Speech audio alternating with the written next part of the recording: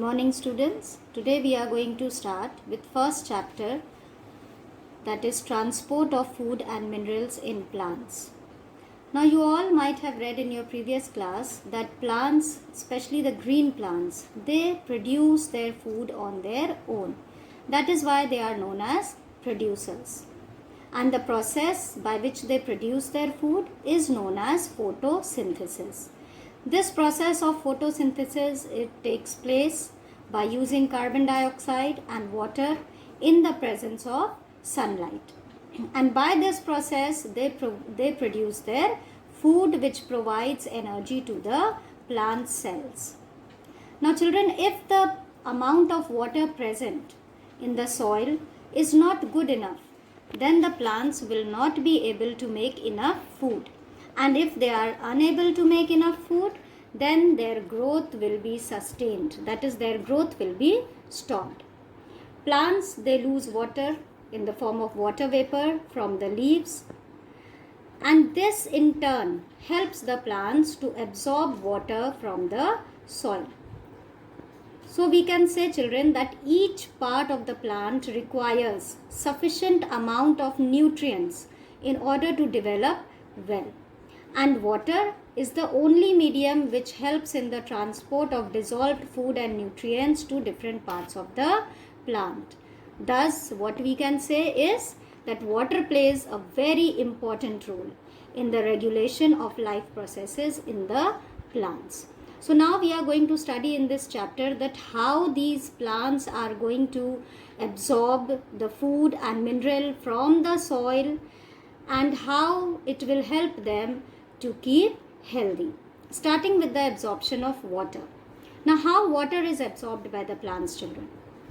Water is absorbed by the plants through their roots. In their roots, they have tiny structures which are called root hairs. These root hairs, they are very thin-walled, unicellular, and their thread-like structures made up of epidermis.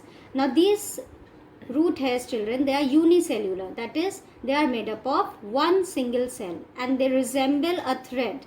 You all might have seen thread. So it is a thread-like structure which made up of epidermis. This root hair cell, when it comes in contact of the thin film of water surrounding the soil particles, the root hair cells, they have semi-permeable membrane.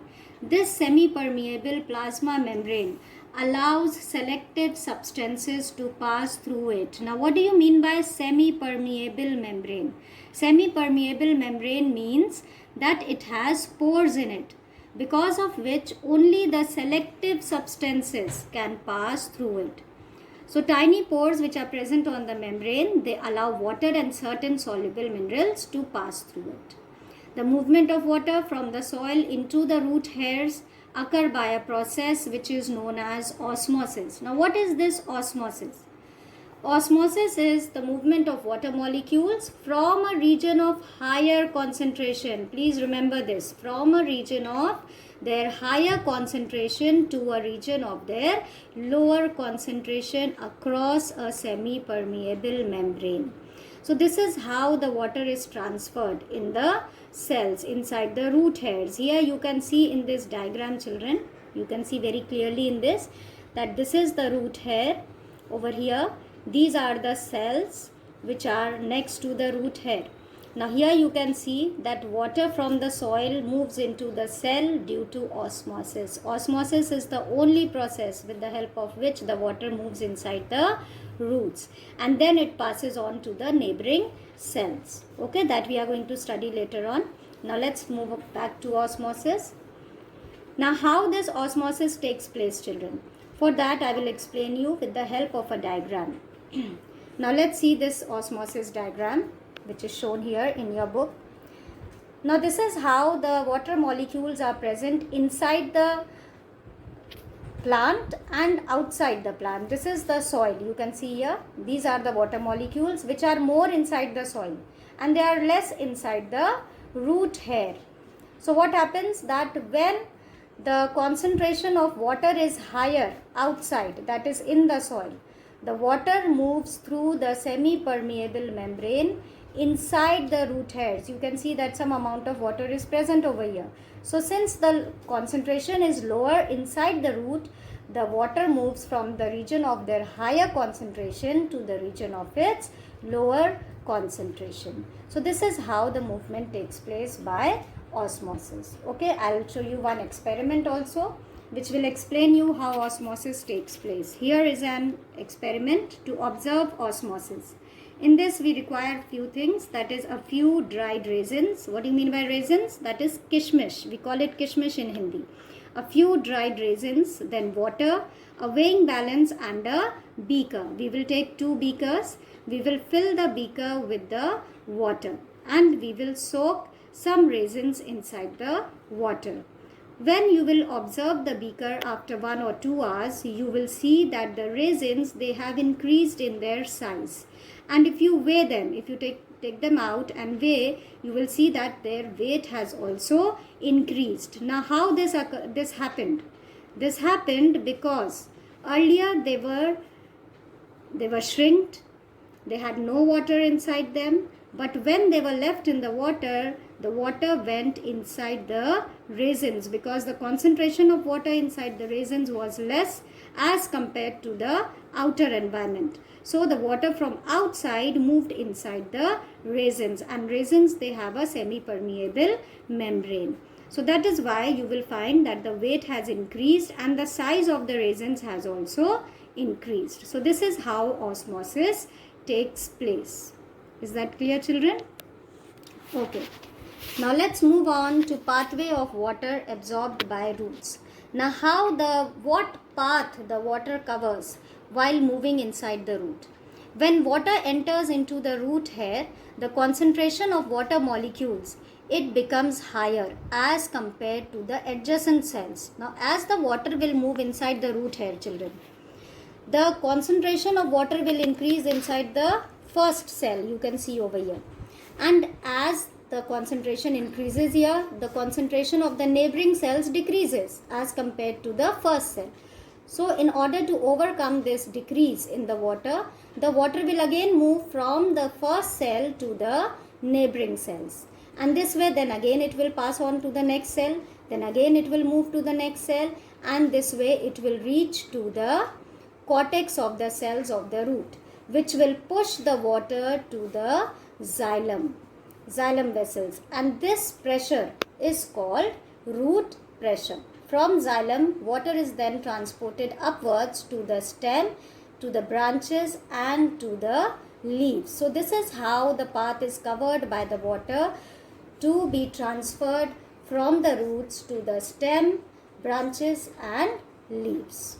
Now there's one more activity which I will explain you, which is again showing osmosis. Now how osmosis takes place, this we are going to learn through a activity in which we will take a potato. We will make a cavity right in the center. The cavity should be square shaped, and we will leave the base of the potato as it is so that we can keep it on inside a beaker. Now we'll take a beaker. We'll put the potato inside the beaker. The beaker will be having colored water in it, and the potato will be filled inside with sugar solution. The sugar solution will have 25% sugar in it. So the solution should be 25% sugar solution. Now we'll place a pin over here, a all pin you can say, which will mark the level of the sugar solution inside the potato. Now leave this setup for 1 hour.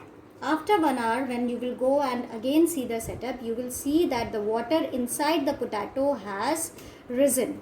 The level of the sugar solution, it has increased. Now how this happened, children? This happened because the concentration of water outside the potato was more as compared to the concentration of water inside the potato. So whatever water was more outside, it moved inside the potato through the semi-permeable membrane of the potato.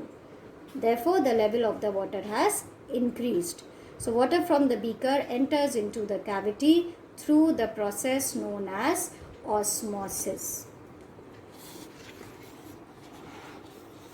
Now, absorption of mineral salts by roots. Now, just now we were learning about absorption of water. Now we are going to learn how the mineral salts are absorbed by the roots. Now, along with water, roots also absorb minerals from the soil. Certain salts like salts of calcium, magnesium and nitrogen, they get easily dissolved in water, and so they can easily pass through the roots into the plants. Now there are two mechanisms, children, by which the water is mineral salts are transferred. First is diffusion and second is active transport. First we are going to learn about diffusion. Diffusion is the movement of particles from the region of their higher concentration to the region of their lower concentration until the concentration in both the regions become equal. That is, children, if the concentration of mineral ions is more in the soil, then it will move from its higher concentration, that is from the soil, into the roots, because inside the roots, the sap of the root cell, it has less minerals and ions present over there. Therefore, it will move from the soil into the root hairs. Okay. Now, during photosynthesis and respiration, plants are entirely dependent on diffusion for the exchange of carbon dioxide and oxygen between the cell and the external environment. So, we can say that diffusion is the only method by which carbon dioxide and oxygen is also transferred in the cells of the plants.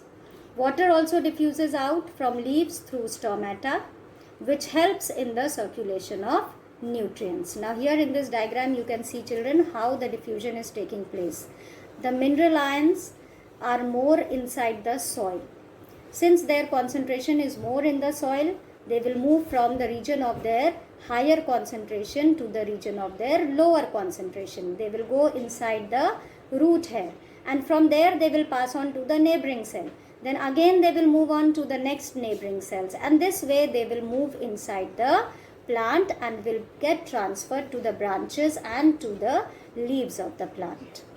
Now there is another method which we are going to learn, that is active transport. Now what is this active transport? In passive transport, molecules move into or out of a cell without using energy. Now there are two kinds of method, passive transport and active transport. Passive transport is diffusion and osmosis. Okay. Now diffusion and osmosis, they do not utilize energy while doing this. But in active transport, the energy is utilized. Okay. The movement of the molecules of solids or liquids from a region of their lower concentration to a region of their higher concentration by utilizing energy is called active transport. In active transport, unlike passive transport, the cell expends energy to move a substance against its concentration gradient. So since the substance is moving from a lower concentration to higher concentration, therefore the energy is being utilized because it is moving in the opposite direction from lower to higher. That is why more amount of energy is needed. Especially we can say NPK salts. Now what do you mean by NPK salts? That is nitrogen, phosphorus and potassium. They are absorbed by the roots as ion. They are moved from a region of their higher concentration, of their lower concentration in the soil to a region of their higher concentration inside the root hairs using energy. This is known as active transport. You can see here also, children. Here you can see in the diagram very well that the concentration outside the root hair is lower and inside the root hair is higher. So it is moving from lower concentration to higher concentration. That is why more amount of energy is required. Now let's see transport of water and minerals. Now water and minerals, children, they are conducted in the plants. Each part of the plant needs these nutrients and water as well for proper growth. The transport of substance from one part of a plant to another is known as conduction. Okay.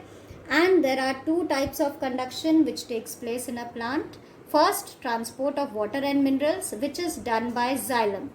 And second, transport of manufactured food, that is done by phloem. So we can say that xylem and phloem are conducting vessels. We even call them as vascular bundles.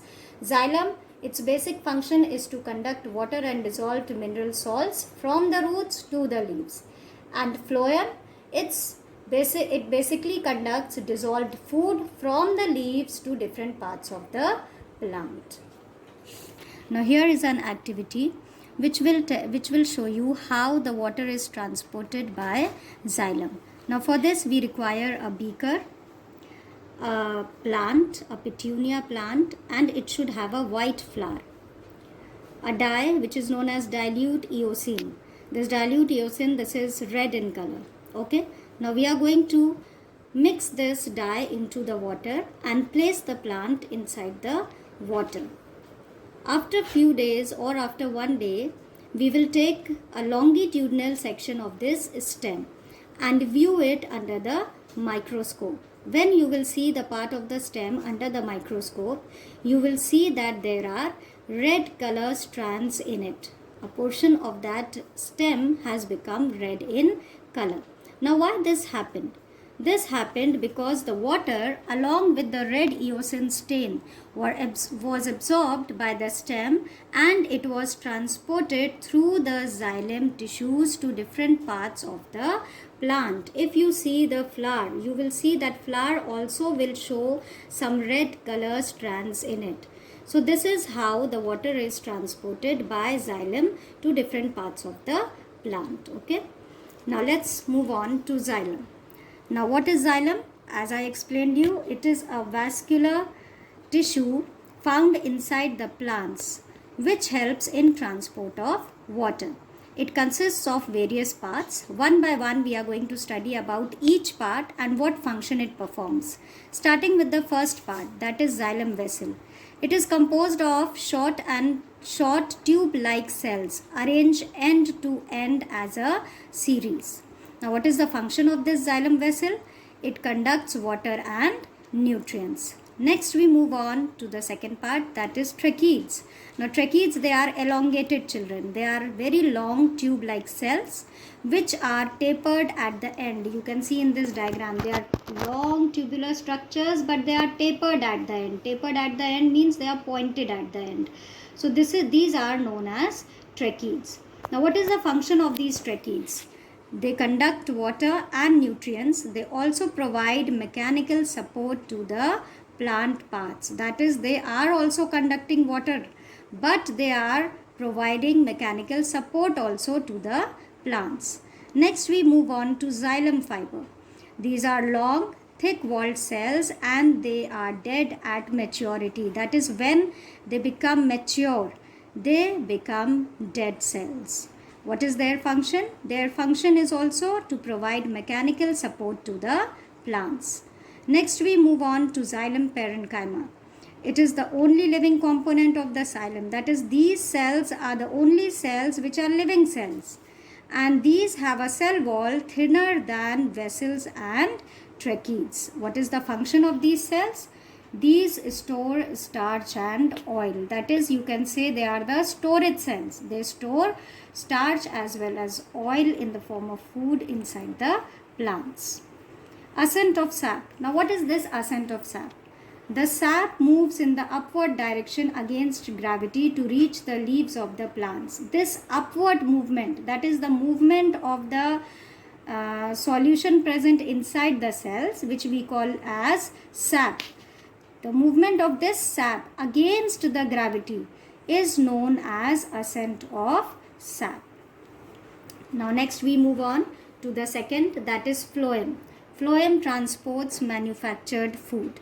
Now phloem, children, it also consists of various parts. We are going to study about its different parts and its functions. Starting with the first part, that is sieve tube. Now as the name is, children, sieve tube, it has many pores in it. That is why it is named as sieve tube. What do you mean by sieve?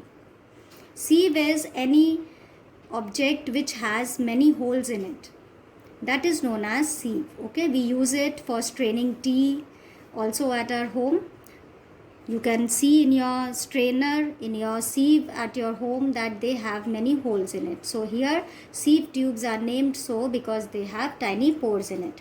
It comprises living thin walled tube-like cells which are arranged end to end to form a long tube. The end wall of each sieve tube is perforated, that is, it has holes present, and is called a sieve plate. What is the function of this sieve tube? It transports food from the leaves to different parts of the plant. Then we move on to next, that is companion cells. Now these are parenchyma cells which are associated with sieve tubes. As the name is companion, that means they are attached to the sieve tubes. They are companions of sieve tubes. Now what is the function? They provide energy to the sieve tube cells. Next we move on to phloem parenchyma. These are thin-walled cells and their function is to store the starch in it. Then phloem fiber. These are composed of long, thick wall and dead cells. And their function is to provide mechanical support to the plant. Now food, children, is stored inside the plants. It is manufactured first inside the leaves by the process of photosynthesis. Then this sugar is transported to other parts of the plant. And this transport of food from the leaves to different parts of the plant is known as translocation. Okay, now we move on to next, that is transpiration. What is transpiration? Transpiration is the process in which water is lost from the aerial parts of the plant. It is similar to evaporation. It occurs basically in the leaves, children, because it contains stomata. So it takes place through stomata, and it takes place through stem also, because stem, it contains cuticle or lenticels present in it. These cuticle and lenticels, they help in transpiration by allowing the water to pass through them. Now what is the significance of transpiration? Now transpiration is very important for the plant, children. But as it is beneficial, it is harmful also. So we call it a necessary evil. Now how is it beneficial and how it is harmful? Let us see. Now it is harmful process because suppose there is a condition of drought, there is no water around the plant, and still the plant will continue with the transpiration. So what will happen? That the water will continuously be lost through the leaves, through the stem, and because of which there will be decrease in the water content of the plant, and which will result finally in serious desiccation, wilting, and often death of the plant. So that is why we call it as evil also. Now why is it necessary also? How is it important also? It is important because transpiration only allows the water to enter inside the roots.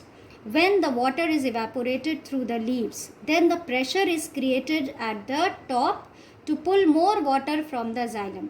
This pressure allows the water to be pulled up, and this is known as transpirational pull. This transpirational pull is totally responsible, children, for the conduction of water and salts from the roots to the aerial parts of the plant. So if transpiration will be reduced, then the water absorption will also get reduced. So that is why it is beneficial also. Now what is transpirational pull? Transpirational pull is responsible for dragging water, that is for pulling up water at the leaf end. The pull of force is transmitted down to the root through the water column in the xylem element. The continuity of the water column remains intact due to the cohesion of water molecules. Roots simply act as a passive organ for absorption. As you know that roots are the first organs to absorb water inside the plants. So they are simply passive organs which absorb water, and transpiration proceeds. Water absorption takes place simultaneously, and this is how the water is absorbed inside the plant. When water transpires, that is when transpiration takes place, it gives a cooling effect to the plant. So this is why the transpiration is beneficial, because it keeps the plant cool. This is especially important in warmer environments. Moreover, the wet surface of a leaf allows for gaseous exchange as well. So this is why, children, it is beneficial as well as harmful also. Now here we are going to perform an activity in which we will see how transpiration takes place inside the plant. For this we will need a potted plant. We will take a potted plant and a bell jar and a polythene. Now we will first take the potted plant, cover the pot of the plant with the polythene. Now we are going to put a bell jar over this potted plant, and we will put some Vaseline, petroleum jelly you can say, at the base, so that the bell jar is tightly pressed against the plate. Now leave it aside for few hours. After few hours, when you will go and see, you will see that the bell jar has tiny droplets in it. Now from where did this water come? This water came because of the transpiration. The leaves of the plants, they were open, so they evaporated water. And where did this water go? This water got stuck to the walls of the bell jar. So this experiment shows that water droplets are formed as a result of transpiration. Now there are certain factors, especially the environment factors, which affect the rate of transpiration. Now let us see what are these factors and how they affect the rate of transpiration. First we are going to study about light. Now light, children, it affects the rate of transpiration very rapidly. In the daytime there is more transpiration as compared in the night or in the dark. This is because light, it stimulates the opening of the stomata. The stomatas, they are opened in the light in the daytime. So light speeds up transpiration by warming the leaf as well and by keeping the stomata opened. Next is temperature. Greater the temperature, more the evaporation will take place. Water evaporates more rapidly because the environment is hot, and because of that the transpiration increases. Humidity. The rate of transpiration, it decreases because the humidity in the environment is more. And what is humidity? The amount of water vapor present in the environment. That is known as humidity. So already the environment is saturated with water. So it will not allow more of the water to evaporate from the leaves. As the humidity increases, the transpiration decreases. Next is wind. If there is no wind, then the rate of transpiration is reduced. This is because when wind will blow, the water will evaporate from the leaves, and which in turn will increase the transpiration. Next is soil water. Lower the amount of soil water present inside the soil, the less will be the rate of transpiration. If the soil water is more, then the transpiration will increase. And why this happens? Because if the rate of transpiration increases and the soil water is less, then it will result in wilting of the leaves, because the amount of water will become less inside the plant. Okay. Now next we move on to minerals, nutrients required by the plants. Now there are certain minerals, children, certain nutrients which are very important for the growth of the plant. And these minerals, they are needed by the plants. They are needed by us also. Same way they are needed by the plants also. These nutrients have been divided into two categories, macronutrients and micronutrients. Now let us study about macronutrients first. Now macronutrients, these are the minerals which are required in large quantity. That is why they are known as macro. Macro means large, okay, big.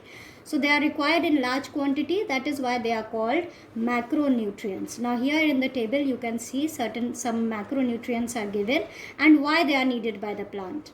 Nitrogen, it is required for protein formation.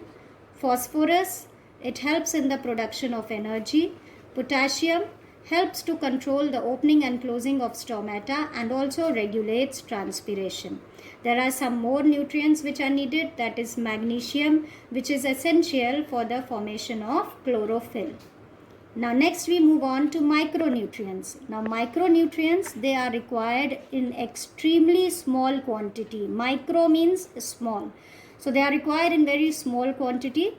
That is why they are known as micronutrients. And some of the important micronutrients are iron, which is an important constituent of protein, magnesium, components of enzyme, zinc required for the activation of enzymes. So these are the uses of these micronutrients.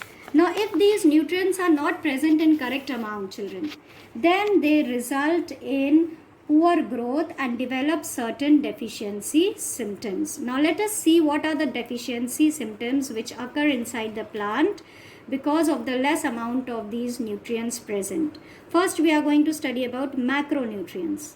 Now nitrogen, if it is present in less amount, or if there is a deficiency of nitrogen, then it reduces growth.